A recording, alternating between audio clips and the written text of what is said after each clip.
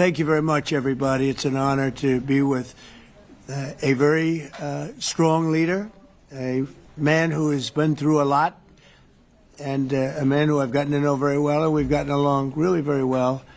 And we had a big call yesterday, as you know, with President Putin, and we'll be talking about it.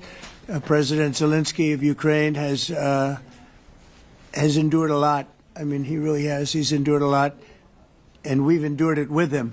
To be honest, it's been a long time, and I think we're making great progress. So we're going to be talking about that today. We'll be talking about what took place yesterday with my phone call with President Putin. And I think that things are coming along pretty well. It began with Alaska, where I think certain guidelines were discussed, and we want to see if we can get this done. This was long ago into the Biden administration. I came here and we inherited this, and we'd like to see if we could finish it, end it. We want it ended. So many people have died in this war, and we're gonna get it ended. So I just want to thank you all very much. If you have a couple of questions, go ahead, please. In fact, before I do that, let me just ask the President to say a few words. Thank you, President. Pleasure. Glad to meet you again, Mr. President. Thank you very much for the invitation. Again, my congratulations with your successful ceasefire in the Middle East. Thank you. Yeah, and you did it, and I think this is the momentum to finish Russia's war against Ukraine. I think that, yes, we understand that Putin is not ready. I think not ready, but I think that I'm confident that with your help we can stop this war, and we really need it. We see that they don't have successful steps on the battlefield, and it's good. I think that their army is weak now, but a lot of losses. They have a lot of losses, and in economy and people, and I think this is a very important moment. And I wanted to thank you, Mr. President, after our phone calls. Yesterday I had a good opportunity to meet with the big American energy companies, and they're ready to help us. Yes, after all these attacks on our infrastructure, Russian attacks, and etc. And I had also meetings. Thanks to your team, we had meetings with a good military companies. We spoke about air defense, and I want to share it after with details where we are. Thank you. Thank you so much. Thank you very much. Mr. President. Very good. And I think it looks beautiful in his jacket. Yeah? It's beautiful. I hope people notice. It's actually very stylish. I like it. President Trump. Yeah, please, go ahead. Under the Biden administration, the White House was fearing of a possible escalation. They were not allowing the Ukrainians to strike into Russia, fearing of this escalation. Yeah. Would your administration allow Ukrainians to strike deep into Russia? We're going to be talking about that. That's something we'll be talking about. You're right. It's an escalation, but we'll be talking about that. Mr. President. Mr. President Zelensky joined you in Hungary to meet President Putin. Because it's a leader that we like. We like Viktor Orban. He likes him. I like him. It's a country that's a safe country. Done a very good job. He's been a very good leader in the sense of running his country. He doesn't have a lot of the problems that other countries have. And so we've decided that we'll be going to be with Viktor Orban, and I think he'll be a very good host. President Trump. President Trump. President Trump. It's President Trump. Hungary, yeah. We're doing Hungary, yeah. With Putin, trilateral meeting, or is it just you and Putin? To be determined, but I would say most likely it's going to be a double meeting. It'll be a double meeting, but we will have the President, Zelensky, in touch. There's a lot of bad blood with the two presidents, and I'm not speaking out of turn when I say it. It's a very difficult situation. You know, we just settled the war, and after thousands of years, I guess. People say anywhere from 500 to 3,000 years, and I was in rooms, as you saw, because you were with me, a lot of you were with me last week, with leaders that didn't like each other, but they were able to get along. These two leaders do not like each other, and we want to make it comfortable for everybody. So one way or the other, we'll be involved in threes, but it may be separated. President Trump, Mr. President, President Trump. Doesn't agree to peace in Hungary. Was he what? Where are you from? From Ukraine. He actually had a Okay, conversation good. with me. Good, yeah. What if President Putin doesn't agree to peace in Hungary? What do you do then? Do you have? Well, let's see what steps for happens. that? I mean, you know, what if? I think he will. I think that President Putin wants to end the war, or it wouldn't be talking this way. I think he wants to end the war. I spoke to him yesterday for 2.5 hours. We went through a lot of details. He wants to get it ended. I think that President Zelensky wants to get it ended. Now we have to get it done. President Trump, Kara Castronova from Lindell TV. And although I love asking you questions, today my question is for President Zelensky of Sure. Ukraine. Go ahead, please. Thank you. Our President Zelensky, President Trump, just brokered a peace deal in the Middle East that all Americans, both sides of the aisle, are very proud of. But to meet that deal, both sides had to make concessions. Our president has stuck out his neck in many ways to make a peace deal for your war as well. What specific concessions are you willing to make to end this war with Russia? Will you give up joining NATO? Americans have foreign war fatigue, and our president, as he said, we need our tomahawks too. To me. Yes, you, Okay. President Zelensky. Thank you very What much. concessions will you That's some question.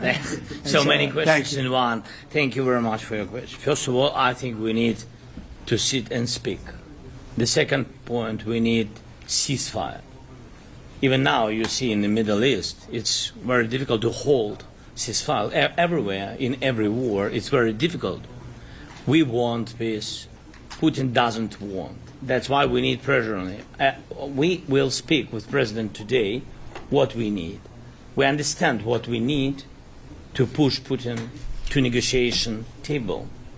And as I said previously, so we are ready to speak in any kind of format, bilateral, trilateral, doesn't matter.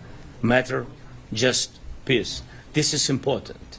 And we don't speak about NATO or NATO. For Ukrainians, it's very important. Of course, it's our decision, decisions of allies to decide where we are. But are you willing to give Yes, up but joining the NATO? most important thing for people in Ukraine, which are under each day's attacks, to have really strong security guarantees. NATO is the best, but weapon is very important. Allies on our side is very important, and between us, for us, bilateral security guarantees between me and President Trump is very important. I don't know, we didn't speak with details about it, but this is the most important document because the United States is very strong. Sir, President Trump, you are the middleman right now, hoping to end this conflict. Who is doing a better job negotiating, President Zelensky or President Putin? I think they're both doing a great job in that sense. We have to get it done. We've got to take some of the hatred of each other. You know, they don't like each other. I say that in front of President Zelensky, but I say it in front of President Putin too. They have tremendous bad blood. It's really is what is holding up, I think, a settlement. I think we're going to get it done, and we have to make it long-lasting. As I said in the Middle East, everlasting, right? Everlasting. And the Middle East is a much more complicated situation. You know, we had 59 countries involved, and every one of them agreed. And it's, you know, it's sort of amazing. Most people didn't think that was doable. This is going to be something I really believe that's going to get done. I had a very good talk yesterday with President Putin. I think he wants to get it done. And President Peter? Zelensky, right behind you. When we were in Israel with President Trump earlier in the week, we heard a lot about the difference in diplomacy between President Trump and President Joe Biden before him. What do you see as the biggest difference in diplomacy between President Trump and President Biden? President Trump has a big chance now to finish this war. President Biden now is not the president, so he doesn't have a chance to finish this war.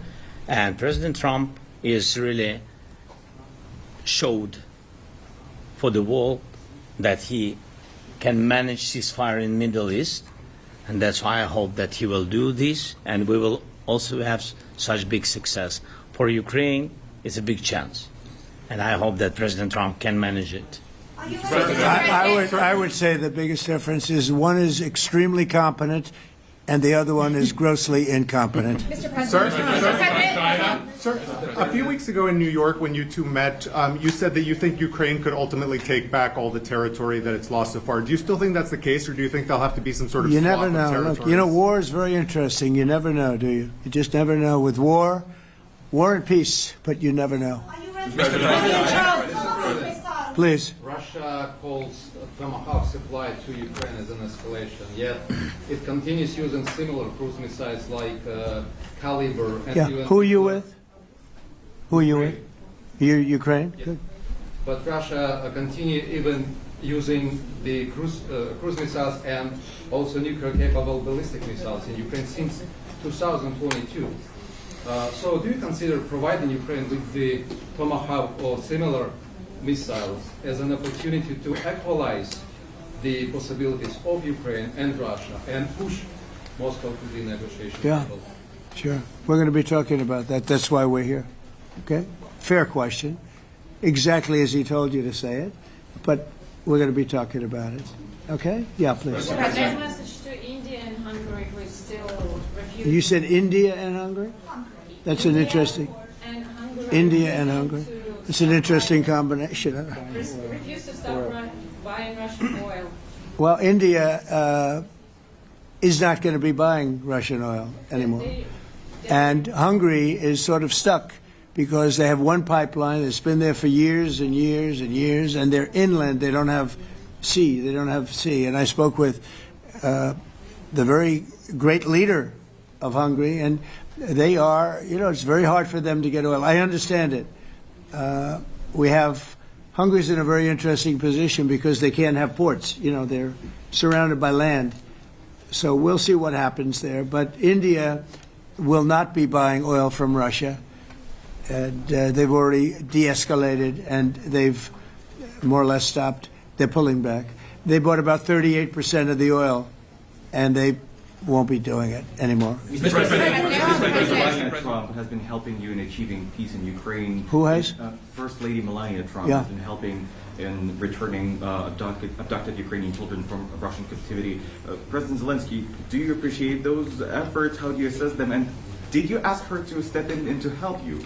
No, she wanted to do it. She just felt very strongly about the children, and she's done a really good job, I think, in bringing it to the fore. You know, we have a lot of children involved. Now, it's some people say it's 20,000, and some people say it's 300.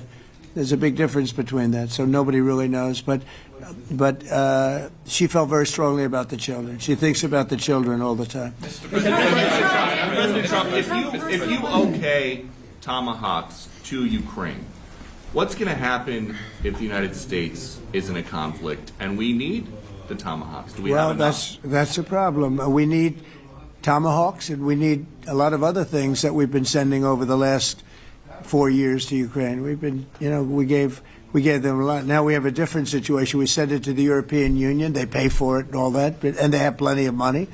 But it's beyond the money. You know, we need Tomahawks, or we need a lot of other weapons that we're sending to Ukraine. One of the reasons we want to get this war over is exactly that.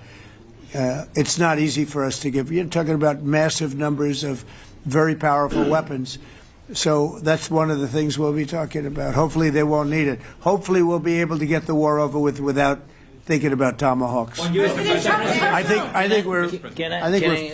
think we're fairly close to that. Yeah, go ahead. Can I say, yeah, please. Just to understand. So for today, of course, we want to finish this war, but the war is another technological war. You don't use just Tomahawks. If you want to target a military goal, you need thousands of drones. It goes together with such missiles. Ukraine has such thousands of our production drones, but we don't have Tomahawks. That's why we need Tomahawks. But United States is a very strong production, and the United States has Tomahawks and other missiles, very strong missiles, but they can have our thousands of drones.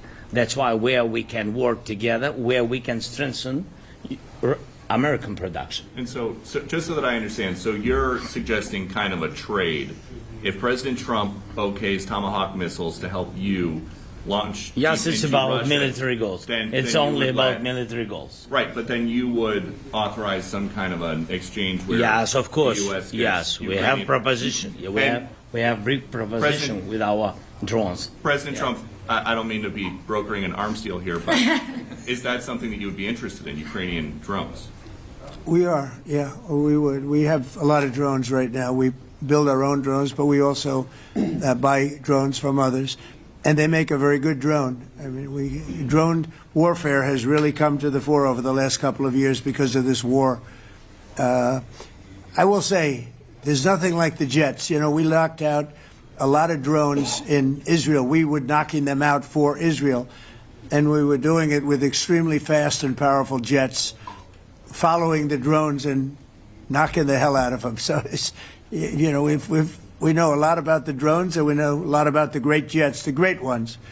The ones, well, and the B-52s, which were totally they were stealth. They were undetectable. So we have a lot of different weapons. And, you know, I have an obligation also, though, to make sure that we're completely stocked up as a country, because you never know what's going to happen. In war and peace, right? You never know what's going to happen. So we're going to be talking about Tomahawks, and would much rather have them not need Tomahawks. Would much rather have the war be over, to be honest, because, you know, we're in it to get the war over. We're selling a lot of different types of weapon, as you know, to the European Union. We're not in it for that. We're in it to get it over. We're losing thousands of people a week. Thousands of people, Russian, Ukrainian, mostly soldiers. I mean, mostly soldiers. But we're in it to see that end. And if we can end quickly, and I think we can. I mean, I had a very good talk yesterday. We're going to be talking about it. But I had a very productive talk yesterday with President Putin. We'll see what happens.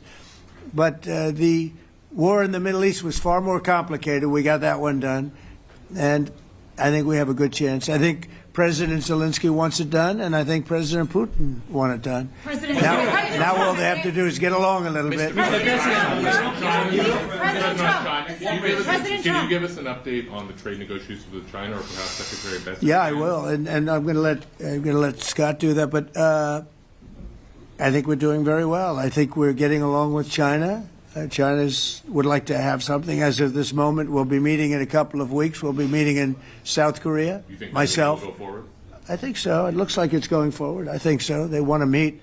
We like to meet. I have a very good relationship with President Xi, and we're going to see what happens. But, you know, for years we were taken advantage of by China very badly. We were losing hundreds of billions of dollars a year to China.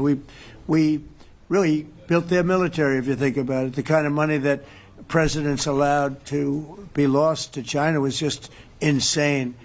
And then when I came into office, as you know, I put very severe tariffs. So we took in hundreds of billions of dollars in my first term from China. Biden let that go because it was so much. He let it continue, but he gave all sorts of exceptions. And by the time you looked at it, Scott, I would say it wasn't the same thing. He would give an exception for anything. If you got up and went out to dinner, he'd give you an exception. So it wasn't the same thing. But I put on very serious tariffs. So we took in hundreds of billions of dollars, and then I left office. The election was rigged. I left office, and that was the story. Now I come back, and we are in a very strong position because of tariffs. We're in a very powerful position because of the fact that we have tariffs. If we didn't have tariffs, we would be in a very weak position. We would be in a weakened state. But with tariffs, we've made hundreds of billions of dollars, not only from China, but from others. And China wants to talk, and we like talking to China. So we have a very good relationship, and we're going to be meeting in South Korea a couple of weeks. And I just got back from a long trip. I'm going on another long trip. And Scott, you want to say a few words on that, please? Yes, sir. So the entire relationship stems from the great respect that the two leaders have for each other. China did a substantial, unprovoked escalation last week. We were unable to get in touch with them. Since then, it's been IMF World Bank Week. They have had working level people here who there have been meetings. The vice premier, who is my counterpart, and I will be speaking this evening at around 8:30, 9 o'clock. And then he and I and a delegation will meet in Malaysia probably a week from tomorrow to prepare for the two presidents to meet. So I think that things have de-escalated. We hope that China will show the respect that we have shown them. And I am confident that President Trump, because of his relationship with President Xi, will be able to get things back on a good course. Is the hope for that meeting with you and President Xi some kind of trade deal then, or Could be. More Look, I think small we're in a very strong position. I think we're in a very strong position. We're getting, as you know, as of November 1st, I could move it up if I wanted, a 100% tariff over and above what we get now. So that would make it about 157%. And China doesn't want that, and they want to talk, and we're talking. And I think we'll make a deal that will be good for both. I think we will do something. But you have to understand, we never got anything from China. It was a one-way street. For many years, for decades, it was a one-way street. And they became rich because of the United States. And frankly, presidents that, let's be nice, they didn't know. They just didn't know. They didn't understand what was happening to them. But I understood it. I understood it long before I ran for politics. I used to watch in amazement at how stupid our country was, how stupid they were. And we're not stupid anymore. And that includes with the European Union. That includes with Japan and South Korea. All we want to do is be treated fairly. But the fairly is hundreds of billions and even trillions of dollars coming into the United States. And it's our national security is secure because of tariffs. If we didn't have tariffs, we would have no national security. So it's very important. Will you seek China's help in ending the war in Ukraine? Do you need them to put pressure on Russia? I'll be discussing that, but I'd love to see it ended before that. I mean, I think we have a chance of ending the war quickly if flexibility is shown on behalf. And again, we're not losing people. The United States is not. We're not losing people. We're not spending money. We're getting paid for the, ammunition and missiles and everything else that we're sending to the European Union, but to NATO. But it's very similar. If you look at the countries, I mean, it's very similar. And we just made a very fair trade deal with the European Union, and what we wanted, and we made a very good deal with NATO too. They pay for all of this. That's not what we're in this for. We're in it to save thousands of lives every week. Thousands and thousands of lives. That's why we're in it. And I think we have a very good chance of bringing this war to a conclusion. Europe's president and your cabinet has done honestly an excellent job. I think that a lot of people could agree to that. Thank you. I'm speaking as someone who lost my father in a war, so I know the human cost. What would your advice be to American leaders, to world leaders, to neocons, to TV hosts who often speak about conflict in abstract or strategic terms rather than the human cost and the human terms? Look, my only statement is we have to get together. It's a very small group of people. It's the president, and the president. Okay, 3 presidents. And I'm the mediator president. And I'm mediating not an easy situation. It should be easy, but it's a lot easier when people understand each other, when they get together, and when they like each other. We don't necessarily have that situation as far as like is concerned. Maybe it can turn around. Maybe it can. But in the meantime, we'll have them keep a little bit of distance, and we're going to see if we can get it done. This is number 9, okay? This will be number 9 for me. I've solved 8, including the Middle East. I've solved 8. This, I thought, would have been among the easiest. We solved. President Putin mentioned yesterday Armenia, all of the different wars. He said it was amazing but the big one that he was surprised that we were able to settle was the Middle East. He thought it was incredible. He was very generous in that sense. This should be something we're able to settle, and I think we will be able to settle. Yes, sir. On that note, you will go down as the peacemaker, no doubt, and you will resolve this war. Well, we resolved 8 others. It's funny how people say that. If you get this one, every time I do one, they forget about that one. I solved 8 wars. Go to Rwanda and the Congo, talk about India and Pakistan, look at Thailand, look at all of the wars that we solved. And every time I solve one, they say, if you solve the next one, you're going to get the Nobel Prize. I didn't get a Nobel Prize. Somebody got it who's a very nice woman, very nice. I don't know who she is, but she was very generous. So I don't care about all that stuff. I just care about saving lives. But this will be number 9.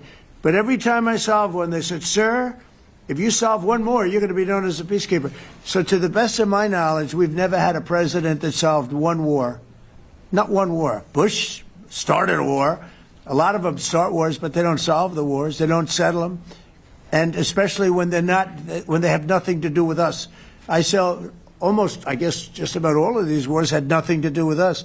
But I saved tens of millions of lives. The Prime Minister of Pakistan said, I saved millions of lives in interceding on Pakistan, and you look at Pakistan and India as an example. That would have been a bad one, 2 nuclear nations, right? So I say this, this is pretty much the last one, although I do understand that Pakistan attacked, or there is an attack going on with Afghanistan. That's an easy one for me to solve if I have to solve it.